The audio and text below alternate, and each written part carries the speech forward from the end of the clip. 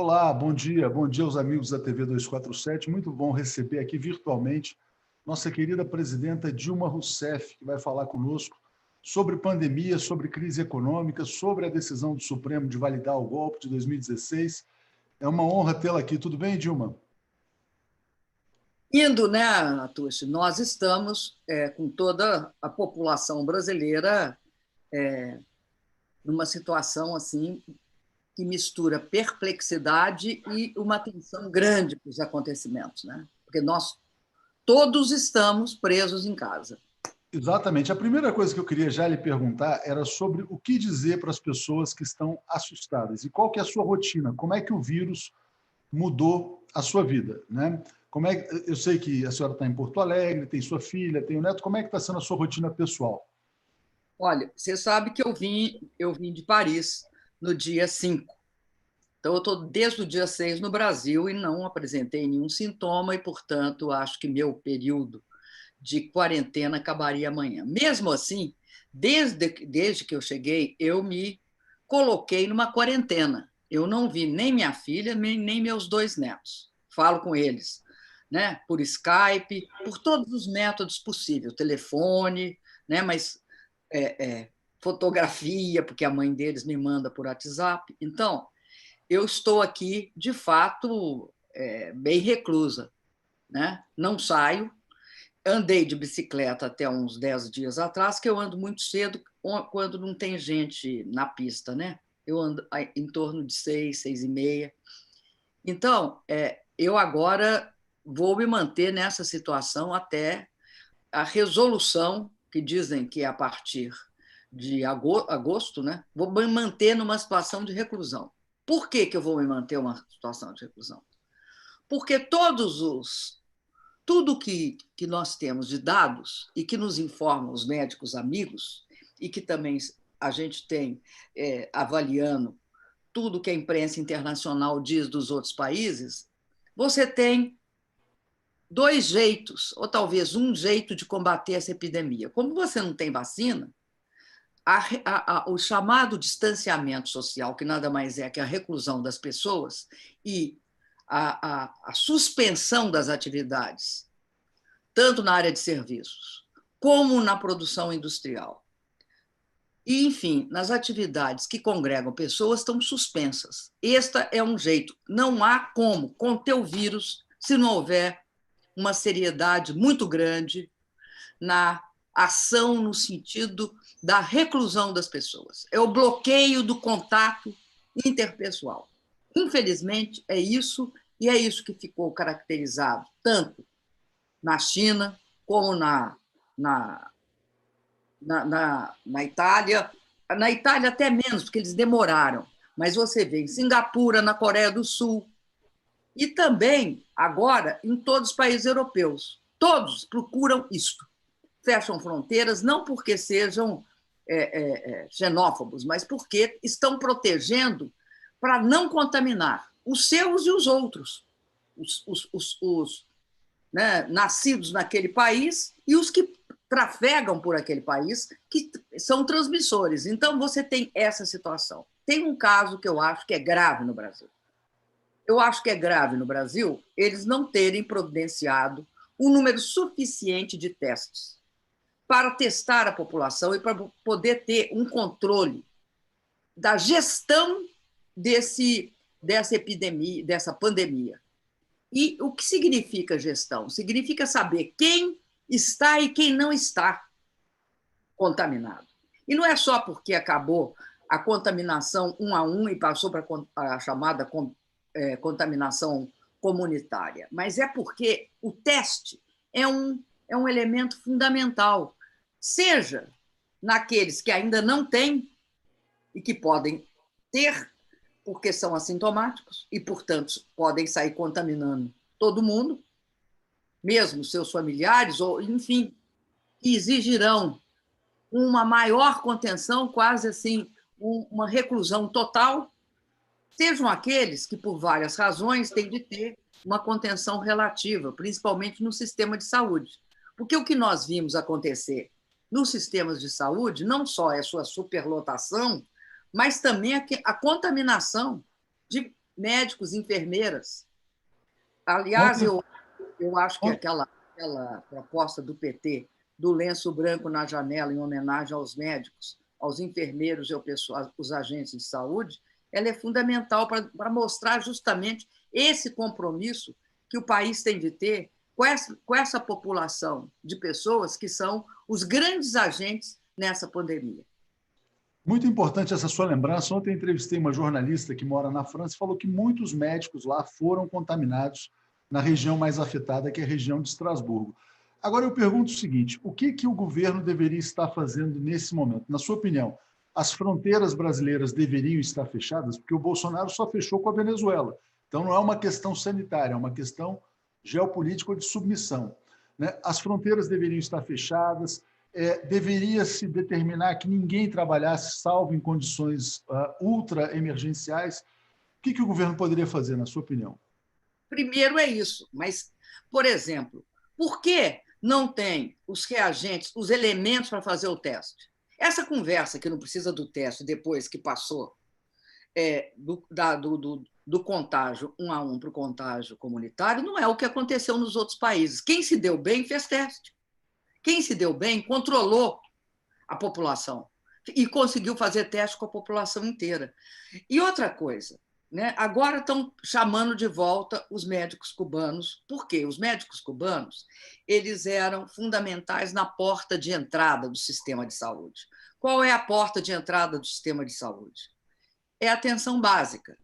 Era lá que tinha 11 mil médicos cubanos, que, junto com os outros, formavam os 18 mil e pouco que foram responsáveis pelo atendimento de 63 milhões de brasileiros e brasileiras. Eles desmontaram a atenção básica. Desmontaram a atenção básica de saúde, eles estão chamando os médicos cubanos, e deve ter sobrado aqui quantos? 1.000 e poucos. Por que eles fizeram? Eles ofenderam esses médicos. Médicos que todo mundo reconhece como sendo os principais agentes quando você tem epidemias pesadas, como é o caso da cólera, do ébola, você recorre aos médicos cubanos que têm grande saber na área de saúde pública. E isso comprometeu a saúde do Brasil desde o dia que esse senhor, chamado Bolsonaro, assumiu a presidência da República. Porque ele tirou por uma questão meramente ideológica. E a questão dos médicos cubanos agora, ele não tem volta, porque não tem como ele querer trazer de volta os médicos que estão em Cuba, que foram tirados daqui quase de uma forma enxotada. Né? Enxotaram as pessoas. Né? Disseram que eram incompetentes, quando sempre foram chamados por todos os países do mundo, estão sendo chamados agora por Dizia que não vários eram nem países médicos. europeus. Ele falava que eram agentes, que eram espiões, que nem médicos eram, né? Até isso acontecia. Agora, esse governo, presidenta, ele vinha... E não importaram. Veja bem, sabe o que estava acontecendo? Tendo visto o que aconteceu na China, na Coreia do Sul, em Singapura. Não importar kits, reagentes para fazer os exames é algo extremamente grave. Falaram que agora vão fazer até sexta-feira uma licitação para importar. Isso tinha de ter sido feito há mais de um mês atrás. Bom, esse governo vinha subestimando a pandemia, a doença, a epidemia, a tal ponto que o Jair Bolsonaro participou de uma manifestação no último domingo. No avião dele, de pessoas que foram... Isso não é subestimação, Atush, me desculpa. Isso é uma agressão à saúde pública no Brasil. Isso é algo que passa de todos os limites da subestimação. Isso já é uma ofensa.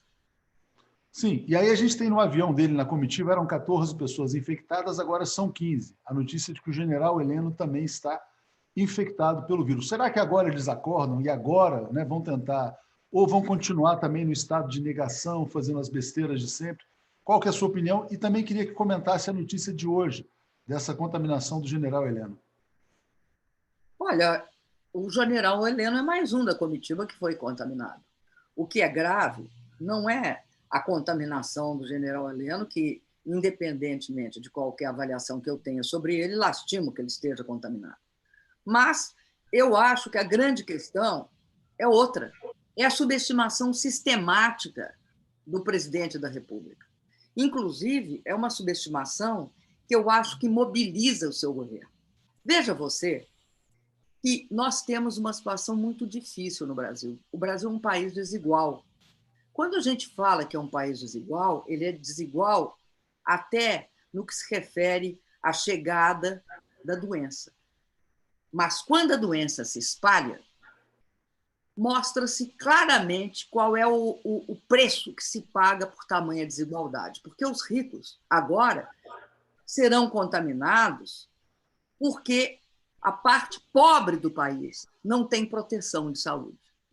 Tem dificuldades até em sobreviver. Se 40% da população economicamente ativa do país tem trabalho precário, trabalha por conta própria e vive muitos de bico, não é possível não tomar também e não considerar como medidas de saúde medidas de cunho social, como aumento do Bolsa Família, um cheque, um voucher, ou que seja, para a população, esses 40% desempregado, pagar seguro-desemprego para quem não estiver trabalhando, montar todas as ações de resgate possíveis e gastar dinheiro acima do teto, seja para proteção social, seja para proteção econômica, mas, sobretudo,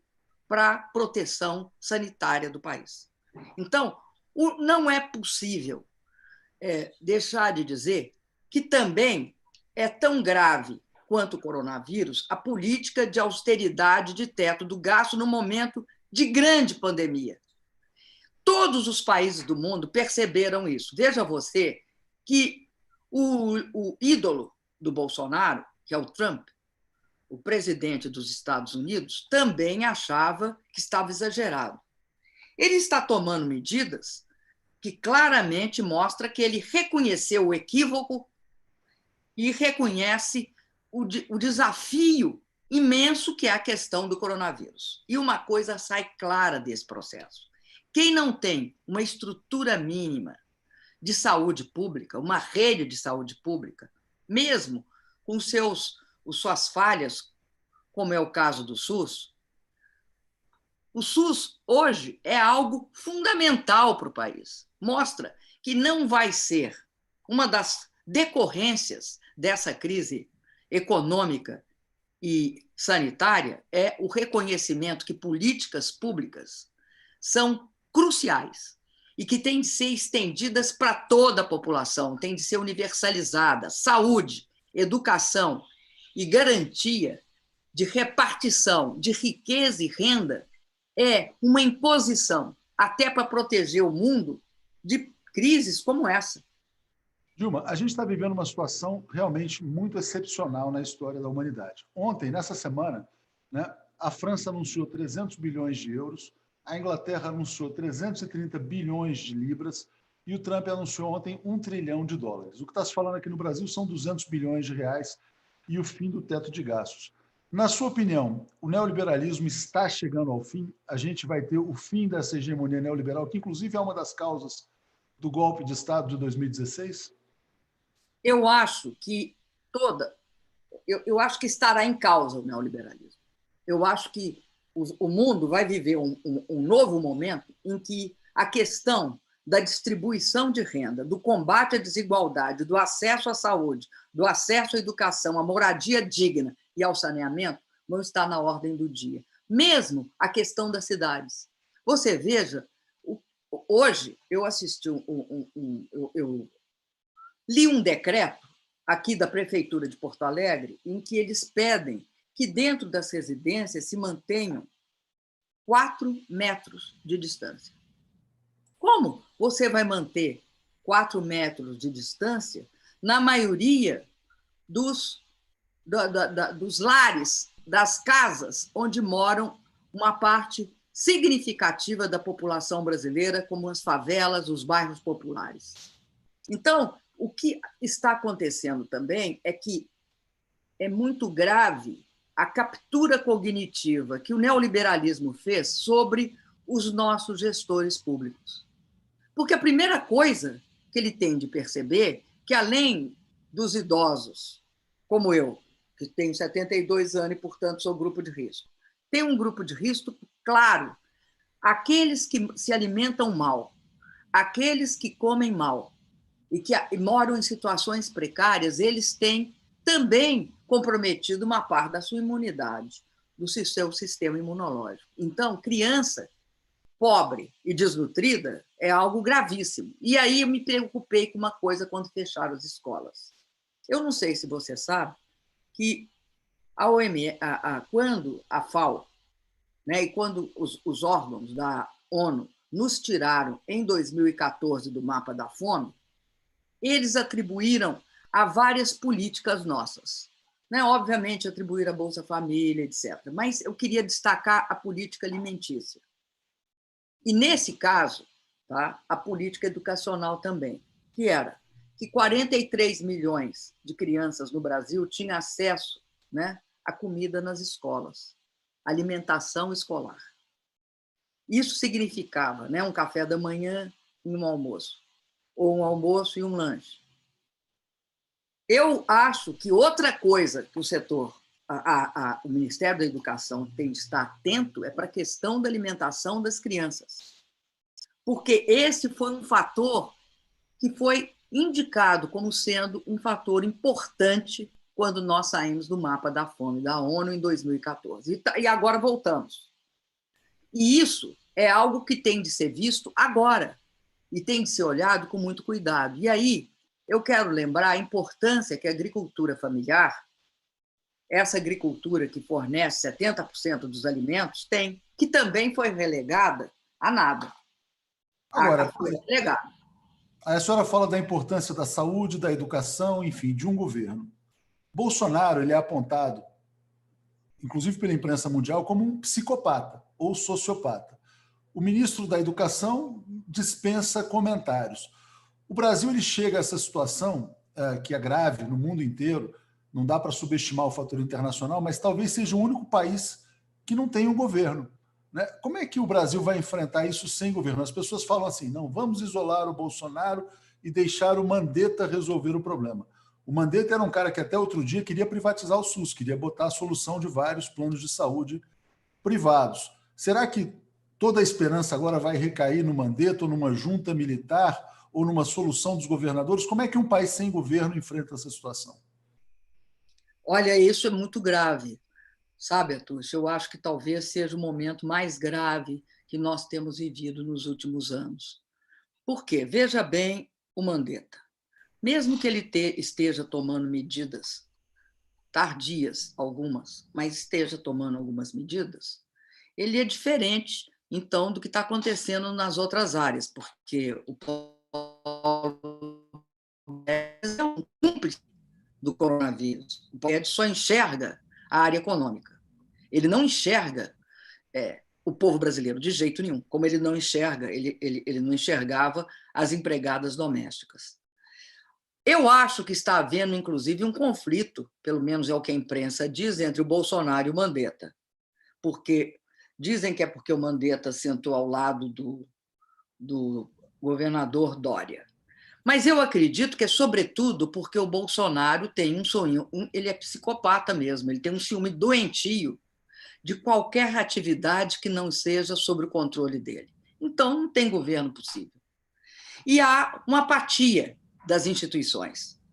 E isso tudo tem uma origem. Foi o golpe de 2016. Porque quando você tira uma presidenta da República sem crime de responsabilidade, sem reconhecer nenhuma das políticas sociais, nem de alimentação, porque era isso que o TCU fazia. O TCU tinha tido um comportamento, até o meu governo segundo, de um jeito. E aí, para dar o golpe, mudou o comportamento e o entendimento da lei, sem mudar, sem ter nenhum tempo para esse ajuste. Mesmo assim, nós pagávamos tudo dentro do ano fiscal. E veja você que esse golpe ele tem um sentido, ele abre um processo. O golpe é inaugural, o ato, né, de me tirar do governo é inaugural. Ele inaugura um período cheio de mecanismos que garantem o autoritarismo no Brasil. E aí nós vamos ver coisas incríveis. Né? Nós vamos ver, né, o governo Temer, que não tinha nenhuma legitimidade, adotando, por exemplo, essa política de teto dos gastos e uma absolutamente insana austeridade. PEC da morte, eles estão desesperados para se livrar da PEC da morte agora. Né? Agora, a PEC da morte, ela sempre vai ser assim, eles sempre falam assim, não, agora tem que flexibilizar, mas, na verdade, ela não pode ser adotada. Ela não consegue ser adotada, né? Não há governo com a PEC da morte. Mas não só isso que eles fizeram, né? Eles usaram a Lava Jato, nós temos toda a história da Lava Jato, né? A falta de regras judiciais corretas, aquela verdadeira adulteração das práticas de justiça no Brasil, que foi a perseguição do Lula e que é ainda a perseguição ao Lula. Então, esse é um processo de deterioração das instituições, porque aí você também vê a deterioração nas relações interinstituições e nas próprias instituições.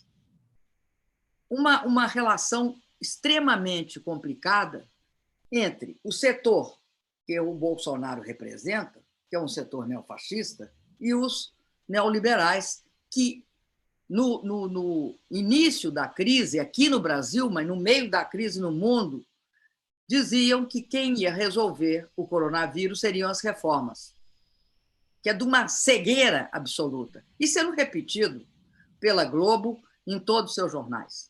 Aliás, tem falas da Globo nos jornais que são estarrecedoramente de má informação para o povo brasileiro. Tem algumas outras não, que tem pessoas que procuram informar, também vamos fazer justiça. Mas, no conjunto, é um absurdo supor que as reformas tenham alguma condição de segurar o coronavírus e a crise econômica que se avizinha profunda aqui no Brasil. Vamos falar sobre isso, mas vamos... Com os critérios que seguram investimentos em infraestrutura, e sem investimento público não vai ter recuperação. Não vai ter recuperação.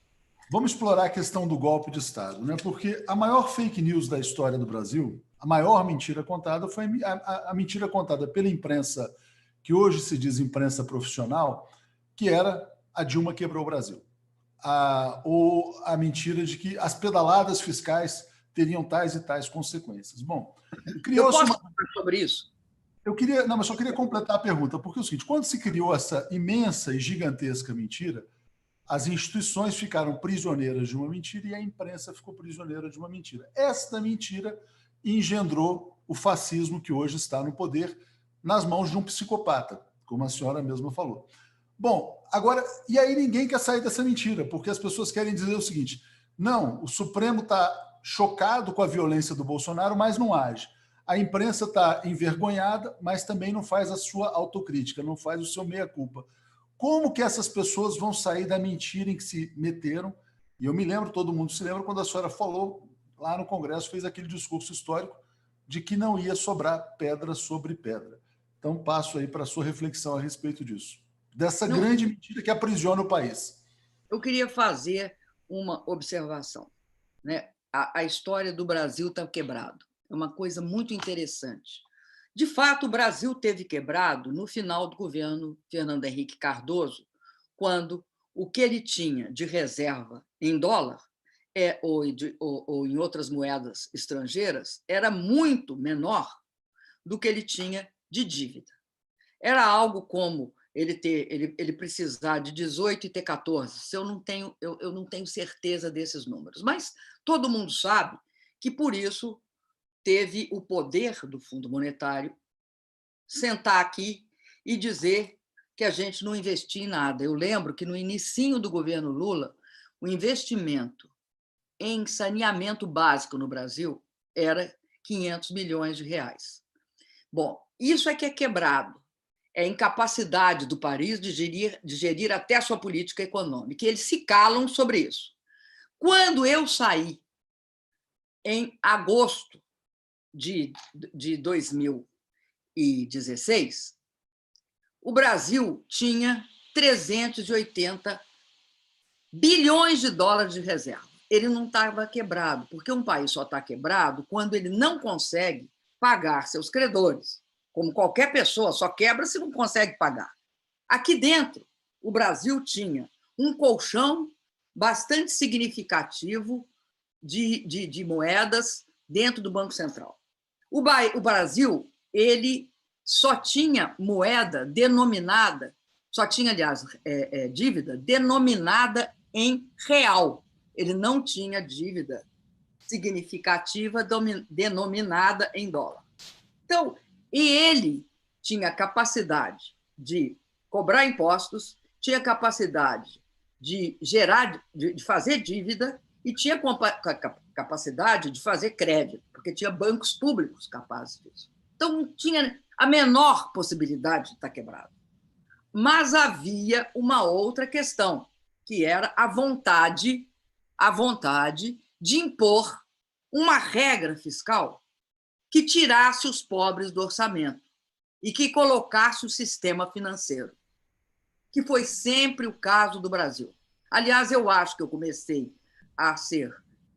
começou o meu processo de impeachment quando reduziu-se os juros naquele momento.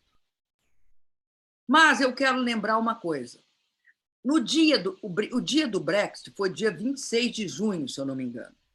Nesse dia, houve uma crise no mercado internacional. Junho de 16. Eu já tinha sido afastada, porque ficou afastada daquele período, de junho a agosto. O Banco Central e o Ministério da Fazenda ficaram preocupados. Por quê? Podia haver uma corrida internacional por moedas, etc., ou por títulos, enfim, uma quebradeira. Aí o que fizeram? Uma nota que sumiu do site do Ministério da Fazenda, mas todo mundo tem com o papelzinho do Ministério da Fazenda, dizendo o seguinte: o Brasil é um país macroeconomicamente robusto. E justificava, porque tem reservas significativas, eu acho que a gente era o sexto país em volume de reserva, porque não tem dívida denominada em outra moeda, porque tem esse colchão de proteção monetário, enfim, era um país macroeconomicamente robusto. Então, a imprensa, e muitos deles falam numa crise fiscal, e que a crise fiscal era porque a gente gastava demais. Não era. A crise fiscal decorreu do fato, como agora está acontecendo, em que sai de 70 o preço do barril do Brent no mercado internacional para 25, que vai comprometer a arrecadação. Pode esperar que vai comprometer profundamente. Por isso que eles já estão desesperados em falar que não saiu pode... de 100. Eu não escutei direito agora. Porque deu uma travadinha, mas é por isso mesmo, porque vai cair a arrecadação, que eles já estão desesperados para dizer que não pode ter mais o teto de gastos, que tem que abrir espaço no orçamento, que tem que ter mais 200 bilhões, etc. e tal. Tudo isso que foi negado. Verdade verdadeira. Exatamente. Agora, eu gostaria de falar também sobre a questão do preço do petróleo. Vamos falar sobre o petróleo, mas eu queria te perguntar o seguinte: como é que você vê as instituições hoje? Você falou, não, estão apáticas, mas, por exemplo, aí dizem, não, o Brasil não pode passar por um impeachment, seria um novo trauma. No seu caso, claramente não houve crime de responsabilidade. Agora já houve pelo menos uns 20. Todo mundo sabe que houve pelo menos é quase que um crime continuado, um por dia. E eles não fazem nada em função do trauma. O Supremo Tribunal Federal não só não faz nada, como validou o golpe de 2016. Então, eu queria te pedir para falar sobre Congresso Nacional, Maia e Alcolumbre, que foram cúmplices do golpe, e Supremo Tribunal Federal. Olha, eu acho que aquilo que você disse é muito correto. Você disse que você entra numa mentira e fica difícil você recuar. A questão de que, apesar do crime continuado de responsabilidade do Bolsonaro não acarretar nenhuma medida, nenhum processo de impeachment, não decorre do trauma, não. Decorre do fato que, em último caso, o Bolsonaro é aquele que está comprometido em realizar as medidas destruidoras de ajuste e de austeridade e de reforma. É isso. Enquanto ele tiver essa possibilidade, ninguém mexe com ele. E acho que, no caso específico desta votação do Supremo, é uma dificuldade imensa em falar o seguinte: nós estávamos, naquela época, na época do impeachment, nós estávamos desatentos, para não dizer nós estávamos dormindo.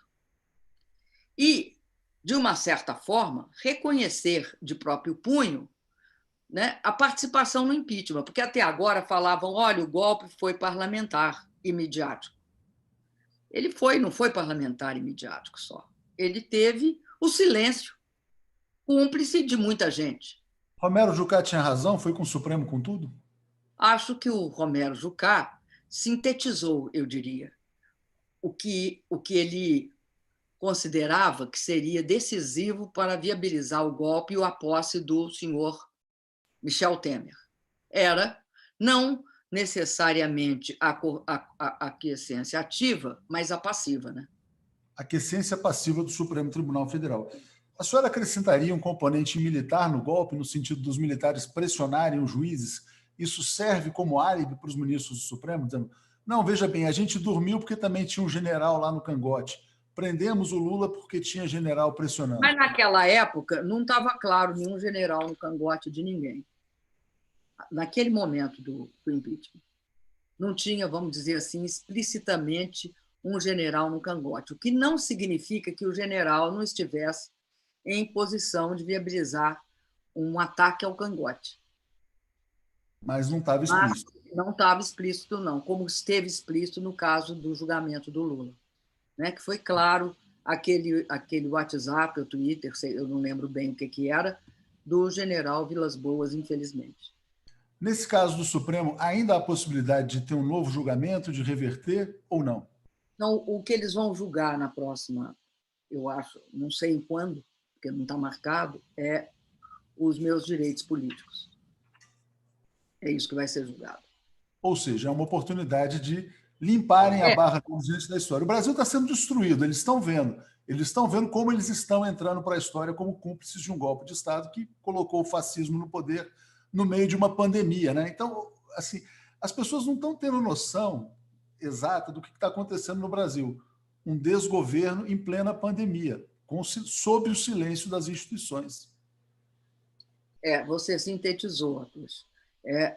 É um desgoverno numa pandemia e também um desgoverno diante de uma crise internacional, porque a crise internacional ela vai ser agravada com a pandemia, mas a raiz dela não é a pandemia, né? Tem fatores que geraram a crise econômica que são fatores que têm a ver com a política que eles adotaram. Então, esse é um processo que tem uma repercussão profunda quando há o desgoverno.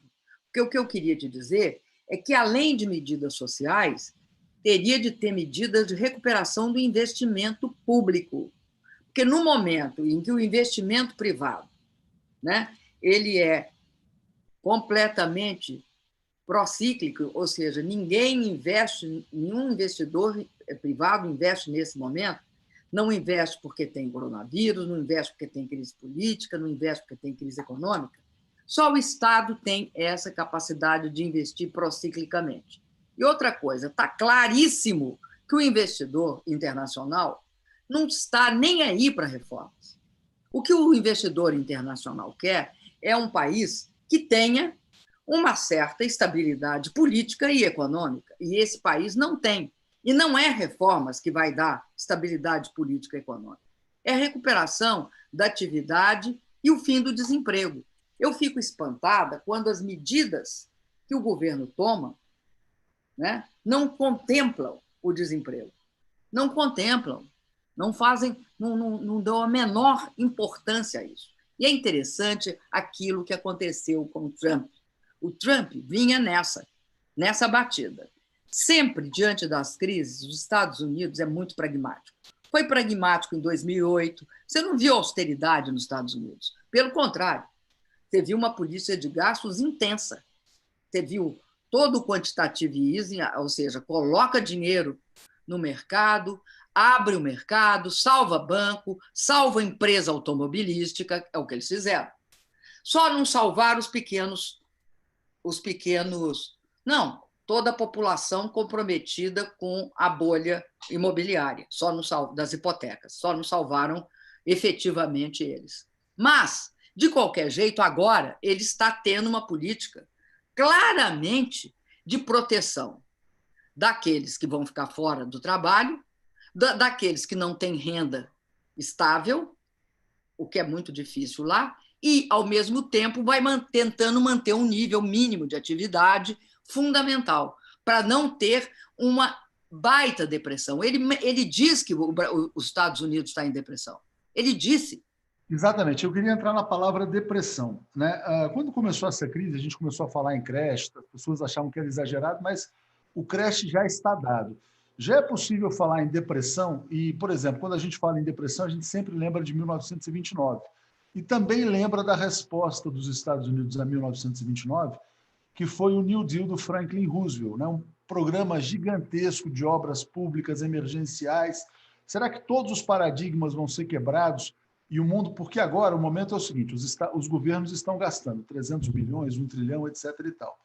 E aí vão dizer, de onde vem o dinheiro? Bom, não importa, tem que movimentar a economia. Será que a gente vai viver uma mudança completa de paradigma e também partindo para essas situações de empregando todo mundo pelo Estado da maneira que seja possível? Olha, eu acredito que vai haver uma grande reversão nessa política neoliberal. Grande reversão. Vai haver reversão até porque vai haver uma quantidade muito expressiva e explícita de mortes. Vai ficar muito palpável, né, o caráter desumano desse modelo. Então, haverá uma pressão imensa. É como se você saísse novamente da Segunda Guerra Mundial, né? Você tem perdas de vida. Uma parte da população idosa da Itália vai morrer, né? Os efeitos disso na Europa vão ser muito fortes, nos Estados Unidos, na China, na Ásia. E vai ficar claro que quanto mais você teve uma ação concertada, né? Por exemplo, seja na China, seja na Coreia, seja em Singapura, você teve um resultado melhor. E os países que não estão entrando assim, de fato, de forma arrasadora, a gente tem de olhar depois o que vai ser. Uma coisa é certa, é uma doença que ataca mais os países desenvolvidos, porque ataca mais as populações mais velhas. Se você considerar que o Brasil tem 8,6% de pessoas a 65 anos, a China e a Itália tem 21%, que a Itália tem em torno de 27,9% acima de 60 anos, o Brasil deve ter o quê? Uns 12%. Você veja que há uma discrepância também na incidência. Mas aqui no Brasil tem pobreza, aqui no Brasil tem pessoas sem proteção alimentar, aqui no Brasil tem crianças, tem jovens, tem adultos. Então, você vai ter, por vários motivos, um espraiamento das mortes, o que é gravíssimo. Na verdade, é diferente de 1929 e também dessa última, que é considerada Grande Depressão, dos anos 88, de 1998, aliás. Você tem uma característica diferente. É a maior pandemia que o mundo enfrentou. E quando se enfrenta a pandemia, está uma coisa em questão, que é para a qual nós temos que dar todas as respostas: as vidas humanas. Se um sistema não responde às vidas humanas, ele fracassou. Exatamente. E ele não, se não atender às reivindicações de sobrevida das pessoas. Você imagina se aceitar que seu pai, sua mãe, seus avós, eles não podem ser atendidos, eles estão doentes e não vão ser atendidos porque não têm capacidade para atender todo mundo? Você aceitaria? Então, esse é um processo que vai deixar grandes marcas na visão que as pessoas terão sobre o que é uma comunidade, o que é uma sociedade, o que é um país e o que é um regime político e econômico. Para que existe? Isso eu acho que é o que está em questão com essa pandemia. Vai ser muito importante, vai ser uma mudança humana, civilizatória. Eu vou rodar comentários aqui, para a senhora beber um pouco d'água aqui, porque tem muita gente mandando um abraço, mandando saudações. Então, olha aqui, vou começar pelo Pedro Cândido, dizendo o seguinte. Cadê? Onde estava? Tanta gente que eu estou me perdendo aqui. Bom, mandando aqui, ó, presidente inteligente, competente, honesta. Júnior mandando vivas. Caetano dizendo saudades. Manuela diz que ainda sonha em vê-la passar. Quer dizer, o sonho seria tê-la visto passando a faixa para o Lula. Ricardo dizendo, olha, que mulher guerreira, né? Dizendo que ficou extremamente depressivo desde o golpe. André Viseu mandando uma mensagem de gratidão. Júnior também exaltando aqui os médicos cubanos. O Ricardo Silva mandando saudades. Rafael também perguntando sobre Venezuela, que é um tema importante para a gente falar depois. Francisca dizendo, olha, a senhora sempre teve razão. O comitê dizendo, volta Dilma. Caudino dizendo, cuide-se bem. Júlio Beraldo dizendo assim, Dilma nos adote, estamos órfãos, né? Dizendo aqui, mandando também um grande abraço. Fabiano Silva, também perguntando sobre as panelas, né? Os seus sentimentos sobre as panelas. Modesto aqui também dizendo que trabalha informalmente, está muito preocupado. Especialista federal, que é um perfil que está sempre aqui mandando um grande abraço. Enfim, eu não vou poder ler todas as perguntas porque a gente não conseguiria. Depois eu repasso novamente. Mas quando a senhora falou assim, olha, ação concertada contra o que está acontecendo, a gente vê que o mundo hoje não tem uma grande liderança. O mundo hoje tem o Trump de um lado, as pessoas estão perdidas, não tem uma coordenação global.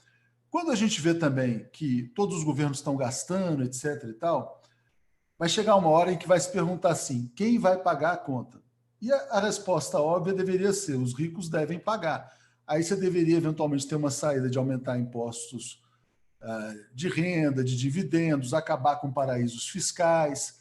Qual que é a saída para ter recursos para pagar a conta dessa tragédia? É a mesma sempre.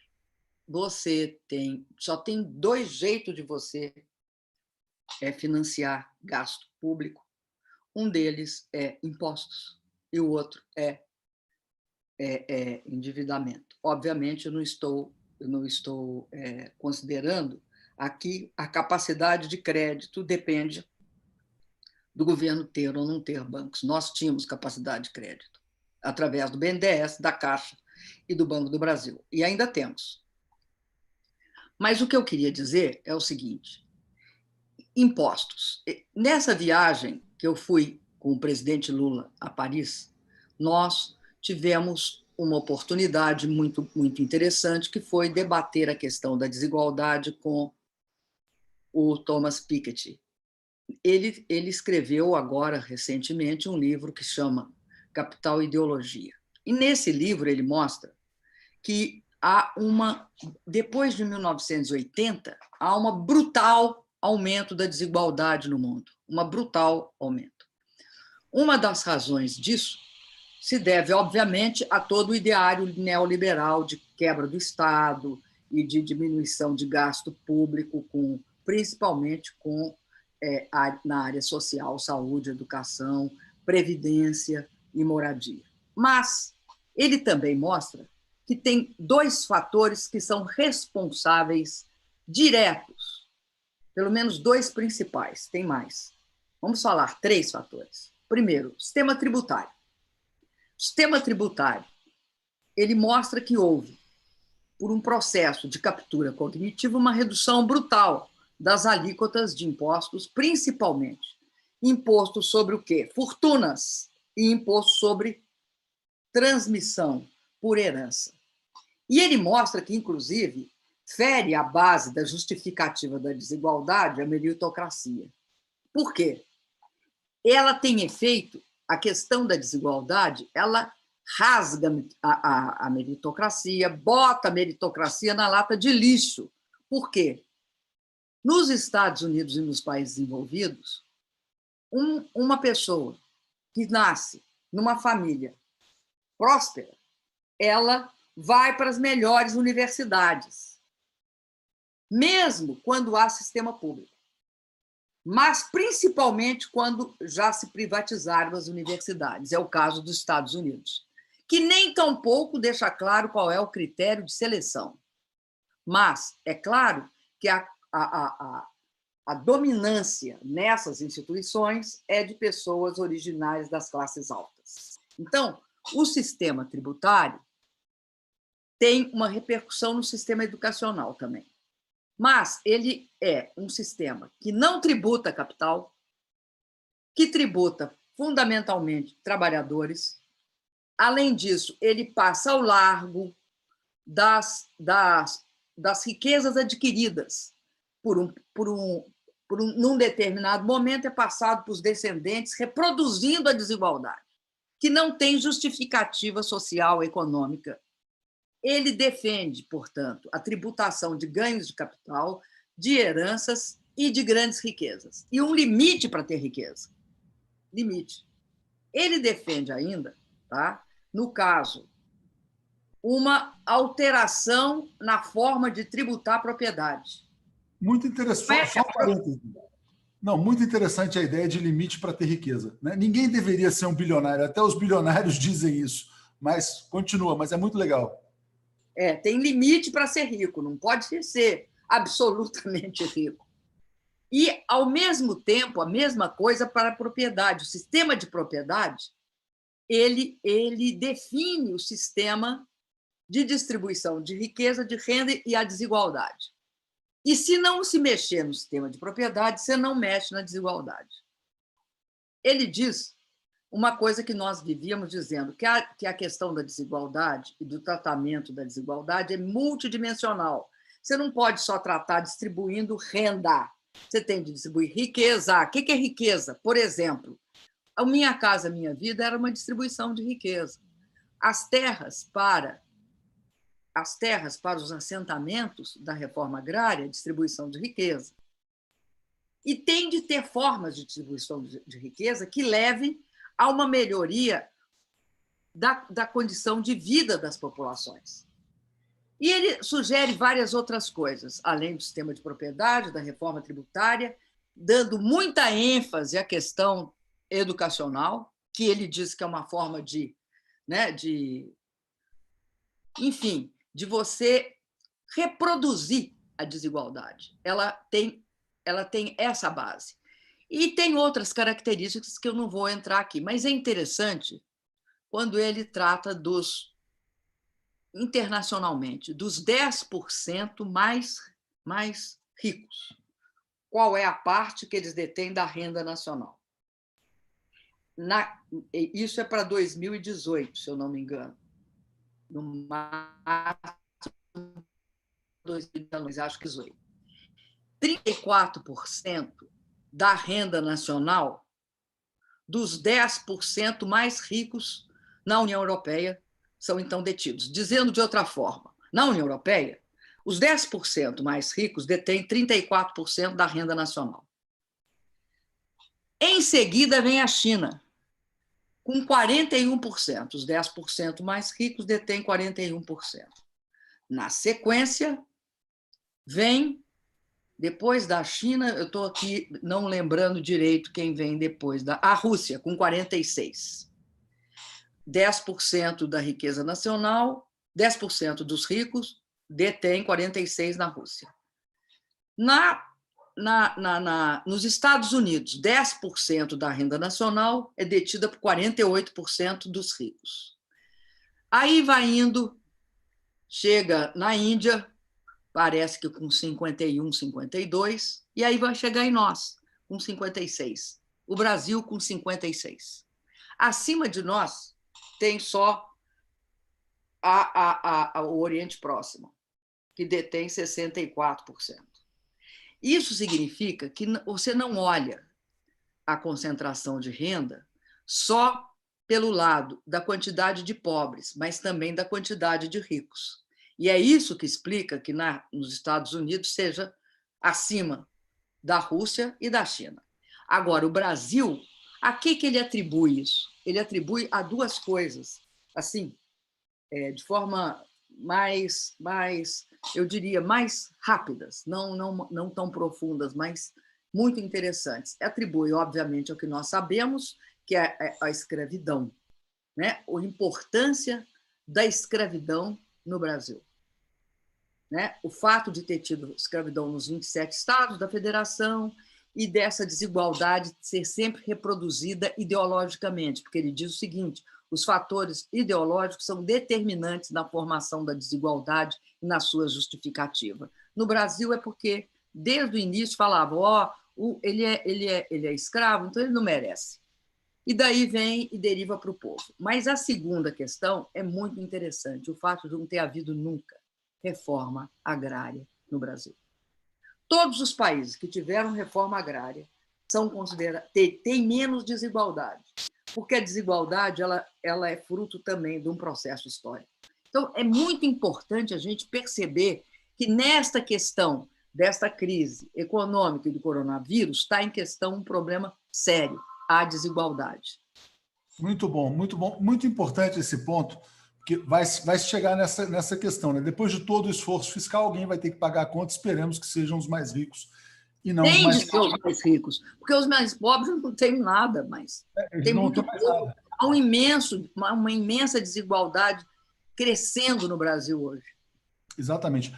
Mas eu queria falar do petróleo, que é um tema que a senhora iria falar também. Eu recebi hoje um e-mail muito interessante de caminhoneiros que estão saindo em caravana por uma frente em defesa da Petrobras soberana, uma frente em defesa de preços justos dos combustíveis.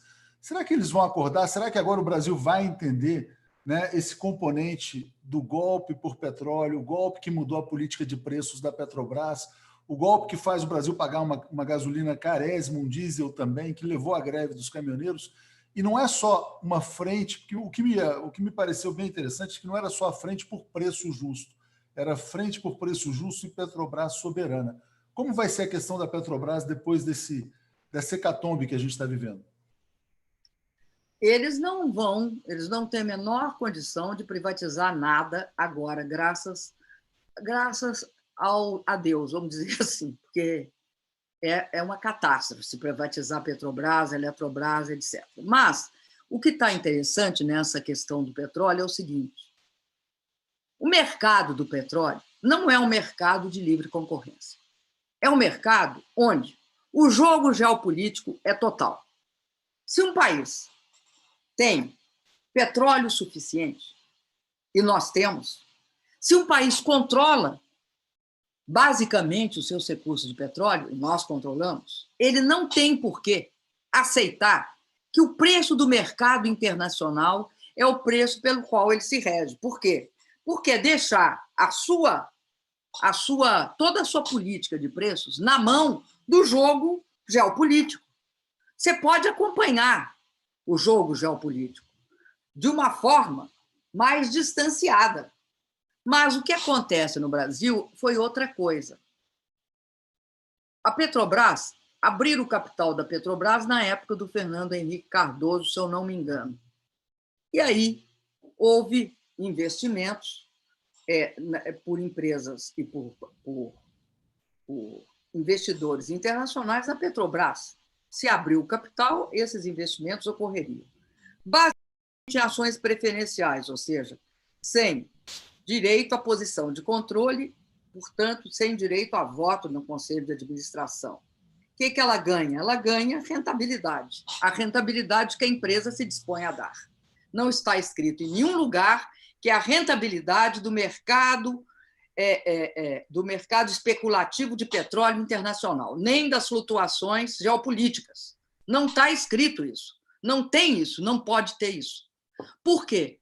É você alienar seu poder soberano para fazer sua política para outros países e para outros interesses, que não são os da sua população, que é a quem se deve em primeiro lugar. Se a gente não tivesse petróleo como a Índia, vá lá. Mas nós não só tínhamos, como tínhamos descoberto a maior reserva de petróleo do mundo ocidental naquele tempo. E isso explica por que nós saímos de uma produção em que o pré-sal era uma coisa pequena para o pré-sal ter ultrapassado todo o pós-sal, ou seja, tudo que a gente produzia até então. Bom, qual era a política que nós adotamos? A gente não aumentava o preço do petróleo quando ele aumentava muito para proteger o consumidor e não fazia reajustes para baixo no preço do petróleo pronunciados para proteger a Petrobras. Então, esse colchão flutuava para cima e para baixo. A gente tentava manter uma estabilidade de preço do petróleo. Ocorre que nós só passamos, naquele momento, por crises no início para cima.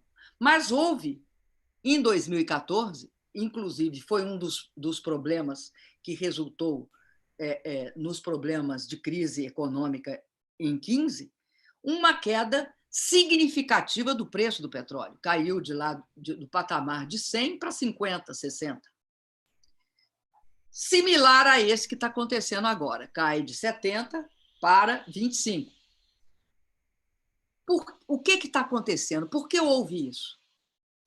Há uma organização dos países petroleiros chamada OPEP. A Rússia está fora da OPEP. Então, houve um acordo da Rússia, há 3 anos ou 2 anos, entre a Rússia e a OPEP, que chamava a OPEP+, pela qual eles reduziam a produção e garantiam um preço. Eles, vou repetir, reduzem a produção de petróleo e garantem um determinado preço, que lhes interessa. Ou seja, um preço maior. O que aconteceu? Esse preço maior estava viabilizando o menos produtivo, assim, o menos eficiente sistema de extração de petróleo, que é o sistema de shale oil and gas, ou seja, o sistema que eles chamam de shale, que é o sistema de fracking. Você chega numa rocha e fratura ela com grandes injeções de água. Compromete enfim, compromete todo o sistema aquífero de uma determinada região. Mas é isso. Esse sistema, para ser extraído, é dos Estados Unidos. É lá que se produz 4,5 milhões de barris baseado nisso. E teve uma importância muito grande nos últimos tempos. Esse sistema ele exige um nível de dólar, parece que de 70, entre 60 e 70, e implicou em grandes financiamentos do sistema bancário americano. Abaixo desse valor, desse preço, eles não seguram. Então, quem era o interessado? A Arábia Saudita, a Rússia e os Estados Unidos. Só que a Rússia chegou à conclusão que ela não estava tão interessada assim. Por quê? Porque tanto ela como a Arábia Saudita vinham perdendo partes do mercado para quem? Para esse sistema de shale oil and gas. E aí, numa determinada reunião, eles disseram: nós não vamos participar de aumentos por restrição da quantidade produzida de petróleo. Nós vamos continuar produzindo petróleo, o preço vai cair e nós seguramos. Isso impacta diretamente os Estados Unidos. Esta briga impacta diretamente os Estados Unidos. Qual o papel que a Arábia Saudita fazia? O papel do tradicional aliado americano segurando isso, porque o maior produtor é a Arábia Saudita. No passado, a Rússia não aguentaria suportar uma queda dessas. Por que ela aguenta hoje? Primeiro, porque ela recompôs suas reservas. Ela deve estar hoje com uns 580 bilhões de dólares de reservas. Ou de outras moedas, porque eu acho que não é em dólar que ela mantém as reservas dela. Além disso, a Rússia, depois da crise da Crimeia, fez uma modificação nas suas relações internacionais. Depende menos de importações e também montou um sistema para poder segurar aquele momento e tem hoje uma situação fiscal muito estável.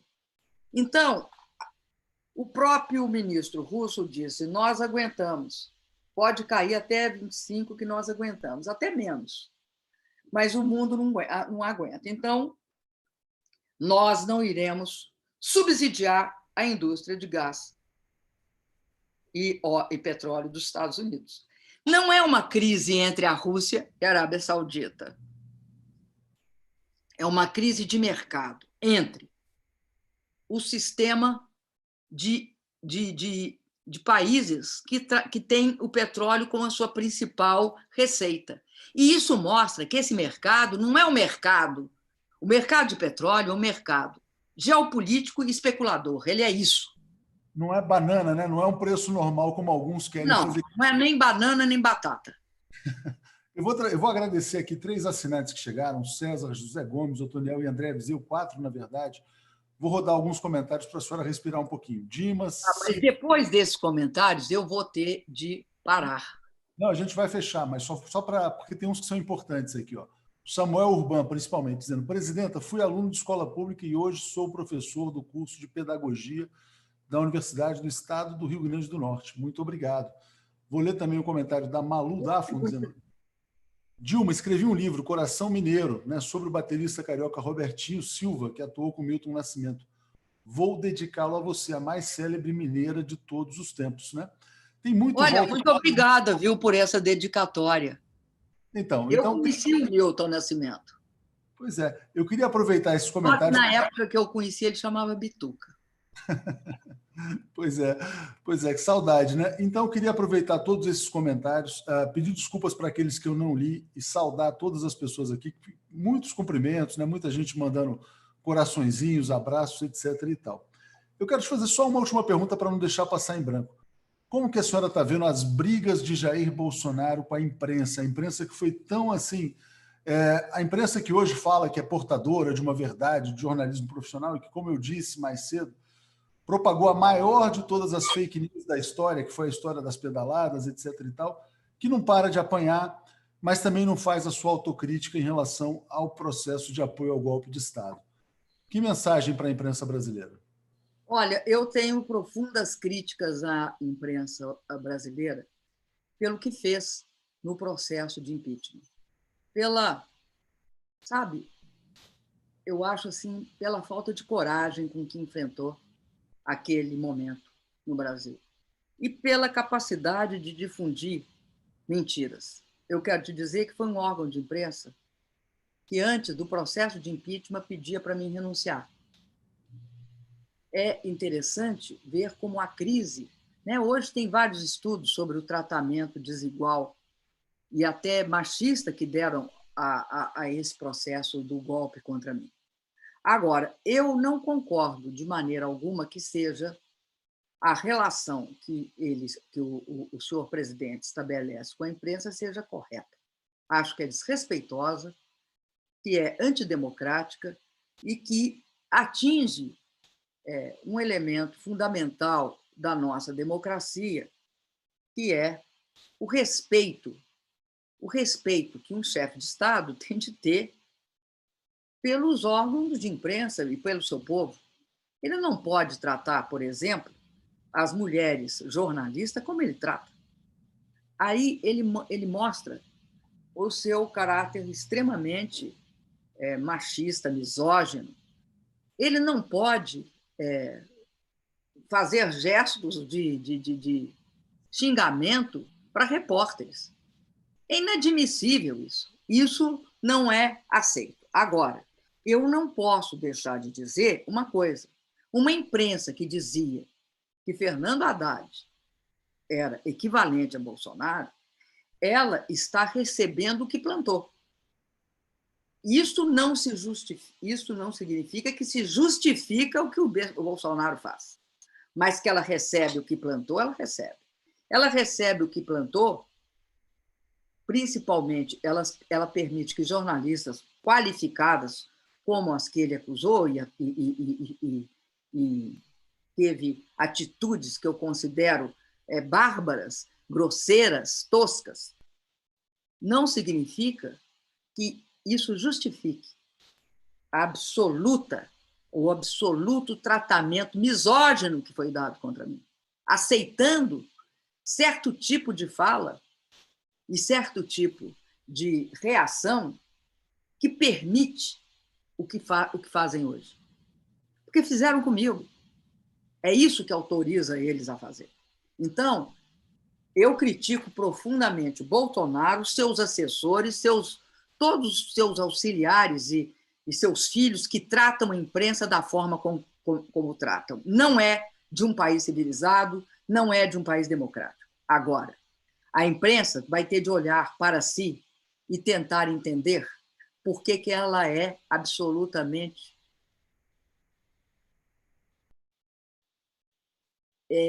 sem reação. Ela é impotente diante disso. Impotente porque foi cúmplice, né? Exatamente. E aí eu acho que... Impotente porque não criou as condições para que se reagisse, para que a sociedade reagisse. Porque quando você começa a aceitar, você sanciona, você deixa aquilo instilar nas pessoas. Então, hoje, ela é impotente para reagir. Tomara que o Brasil... Até assim, sabe? De ficar perplexo e envergonhado, como não reagem. Tomara que o Brasil saia dessa com uma imprensa que tenha um compromisso antifascista daqui para frente. Dilma, queria muito te agradecer. Serão os nervais que farão isso, né? Os nervais não têm essa força para fazer isso. Esperemos. Bom, foi uma aula sobre economia internacional, sobre a situação pandêmica que o Brasil vive. Depois eu vou assumir um compromisso, eu vou ler todos os comentários, vou mandar um vídeo à parte, te mando também, e agradeço muito a sua participação. Portas sempre abertas em tempos de coronavírus, aqui remotamente. Muito obrigado, viu? Muito obrigado, viu, Atush? E assim, um abraço para todos aí do 247.